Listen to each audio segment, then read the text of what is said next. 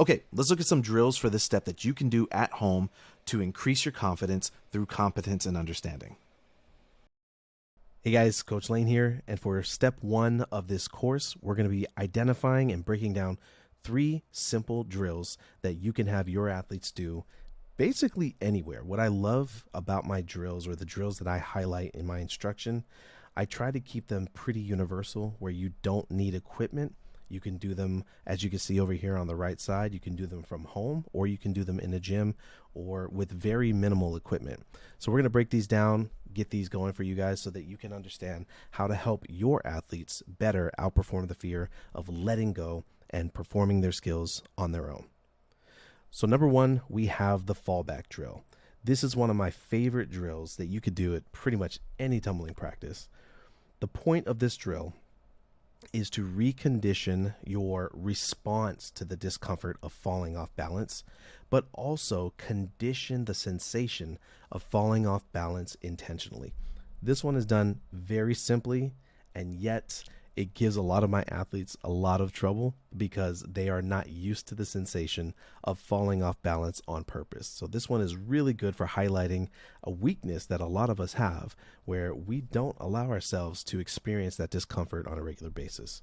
So I'm going to jump ahead just a little bit, and as you can see, this drill starts in the lightning bolt shape. This is a shape that I have my athletes hit repeatedly just by itself. Have them start in the standing position, and then they go to this lightning bolt shape, and then they come back to a standing position. Have them do that repeatedly off to the side, or if you're instructing them, you can have them do it in front of you and just hold it for 10 seconds, have them come out, and then repeat that position on the count of 3 right away, just to see if they've retained that information. And 9 times out of 10 they do, and it's flawless. It looks great right away.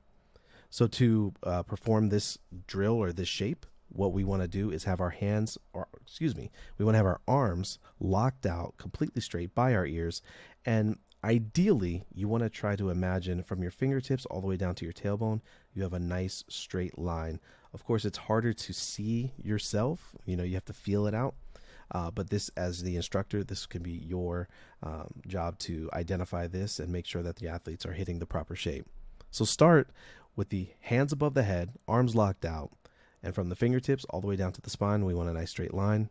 And you can see why we call it the lightning bolt shape, because we go just like that, 3 angles. We want to drop the chest slightly over the knees and toes. We definitely want knees over toes, and we want chest over knees to offset the balance as we fall backward. If your athletes are sitting too upright, then when they start to fall backward, it's going to feel like they're being pulled into that, they're going to be pulled off balance. And instead, we want to make them aware of their imbalance, and we want them to know that they are initiating the fall. So we want that chest slightly over knees and toes so that the toes initiate the fall. And as they fall off balance, they are not feeling pulled back too quickly. To initiate the fall, as I just said, you're going to have the athletes push their toes, as you can see right there, the action that happens down there at the toes, have the athletes push their toes into the floor. A lot of athletes get thrown off by this, and maybe it's the language. So it's something I'm always trying to self-edit to make sure that the athlete is understanding what is trying to be communicated. So what we want is to have just the toes, the weight in the toes. The beauty of this shape is that we load our knees, thighs, and toes with weight, as opposed to hips and heels, which is where a lot of athletes are taught to put their weight going into the back handspring. So the idea of this drill is to introduce them to the concept that that the weight is forward in the toes the entire prep for the back handspring. So we have weight in the thighs, knees, and toes, and very gently we push those toes down. As you can see, I was motioning with my hand. Push those toes down into the floor, and that tilts us off balance. As you guys may recall, we were talking about the tipping point. So we begin pushing ourselves into that tipping point, and then we allow ourselves to fall all the way back against the mat. For me, my tipping point is right about here, where the majority of my weight is in my hips. or the majority of weight is over where the hips would be. And so it's beyond the point where I could save myself by simply standing back up. So what I would do from here is begin my takeoff, pushing through my toes, reaching with my hands, getting my hips over my shoulders, and allowing myself to be saved by jumping to my hands. One of the things I always tell my athletes to think about when they're doing this drill is imagine that they're standing on the edge of a pool and they're going to allow themselves to fall backwards or jump backwards into the water. When we do that, we usually let our heels hang off the edge of the side of the pool. And so here we want to achieve the same thing. We want to let the weight stay in the balls of our feet and in our big toes, and we want our heels to be fairly weightless. So all of the weight is forward, and then that way, as we go to initiate our skill, we are already forward in the toes, in the balls of our feet. And then right here, as we approach our tipping point and we need to save ourselves, we are still already in the toes where we can begin to take off, stand up, and initiate the skill. One of the things to point out here is that after your athlete has reached the mat and fallen backward, a lot of athletes will still resort to lifting up the toes to rock into the heels, which is a very natural movement. But we want to discourage that because we want to get them out of the habit of self-correcting. We want to get them out of the habit of correcting their weight, and we want to keep the weight in the toes instead of allowing it to rock back in the heels. What this may look like and what it may feel like to some athletes is a sit. But what you can see here, my hips are above where my knees are. If I were to draw a line from where my knees are right now, my hips are above that point. And so what we want to do when we're instructing our athletes and we're watching them do this is make sure that as they go through the motion that they're, let me see if I can draw a nice little line for you guys. What we want to do is make sure that there is a gradual descent as they're going backwards and not a drop off or a dropping point. So we don't want them to sit into their hips to where they drop and then they end up getting like right here, their hips are below their knees and then they're sitting. That's definitely going to encourage putting the weight in the hips and the heels much more than if we keep the weight in our toes and then we fall back from this pivot point here in the ankles. That's our pivot point. The hips will naturally descend slightly, but they won't end up dropping off and then dropping into where the weight would normally go when we sit. That is the drill. It's very simple. You have them start in their lightning bolt shape. Make sure the weight is forward loaded in the knees, thighs, and toes. They use the toes to initiate the fall. And as they fall back, they hold that shape through the discomfort and land with their backs flat against the mat. This here is me describing letting the hips drop, and that's definitely not what we want to do. So we want to make sure that they hold that shape, push through the toes, fall, and they remain against the mat with their hips above their knees. Moving on to the next drill. Our second drill is a shape change drill. This drill is perfect for helping the athletes to isolate. You'll notice all of the drills that I do encourage isolation, and that's because we are not taught to isolate when we move. Even when we learn other sports, more traditional sports, we're usually taught to do a full movement, do something that is very recognizable, but we are never taught in length to isolate our skills or isolate our movements. And so what I love about the shape change drill is that it forces the athlete to isolate the movement and restrict it to just the rib cage. If it is done properly, you will see just how much isolation or just how far isolating can go for your athlete in teaching them how to perform their skills properly. So what we do here, very simply, we have our athletes start in a handstand. We want a nice long handstand shape. So we start with a nice elongated front lunge. As you can see, Lexi's going to drop her chest and reach just slightly forward. So again, from that, let me see if I can pull up my marker. From the fingertips all the way down to that back heel, we have as straight of a line as possible. Everything is neutral. Everything is reaching together. From here, we're going to go ahead and have them kick into an exaggerated handstand. So they're going to kick all the way up and over past that middle point in the handstand so that the feet are dropping over them, so that we are loading not the lower back. And we may talk about this in the future course. We're not going to load the lower back with weight. We want to actually load the upper back with weight. So we want to open the rib cage to begin this drill. Hips are elevated, pushing towards the ceiling. Legs are going to be locked out, and the weight is going to be resting against the wall in those toes. To begin the drill, and I usually have athletes do this one of two ways. They can either push by bending and push through their toes off the wall, which I would reserve for athletes who you've noticed have a greater sense of control over their bodies or greater body awareness, because things happen a lot quicker. So make sure that your athletes, if you're going to have them do the bent knees takeoff, make sure that they know how to control their skill, that they are not super hyper mobile in the back and putting all of their weight in their lower back, but they are able to isolate in the rib cage, extend their backs, and make sure that they are putting their weight in their upper back as opposed to their lower back. Control is the name of the game. So we always want to make sure that athletes are able to control themselves. So to begin this drill, your more advanced athletes are going to bend their knees. Lower level athletes, or athletes that are still working on learning how to isolate and control their bodies, are going to lift one straight leg off the wall at a time. Either way, we want to push or lift into a handstand position. You can see, and this is where we need to make sure that we are focusing. We want to focus our attention on the rib cage area, and we want to watch how the shape changes from an open rib cage or an arch and goes to a closed rib cage or a rounded hollow body back. So we go from open rib cage, lifting up into that handstand. As you can see here, she is keeping her weight in her, or she's keeping her control in her rib cage and her upper back. And then we are rounding out that back as the hips come around, landing in a nice hollow plank.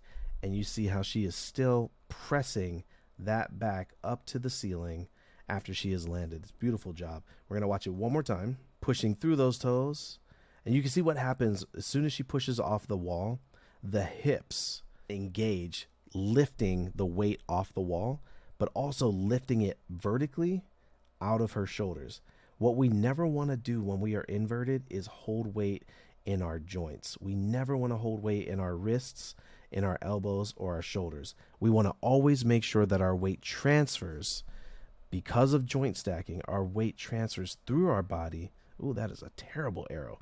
But our weight transfers through our body into the ground and disperses there. We never want to hold our weight in our joints. So we always want to make sure we are joint stacking. Hips over shoulders, over elbows, over wrists, right? And of course, in that handstand, we get the knees over there as well. So we always want to make sure that we are joint stacking so the weight is transferring through our body, not getting stuck in our body.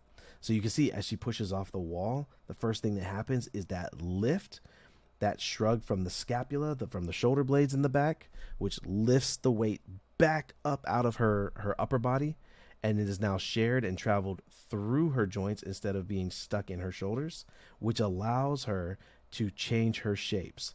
If your athletes have their weight stuck in their lower back or in their shoulder or elbow joints, this drill is going to be exceptionally difficult.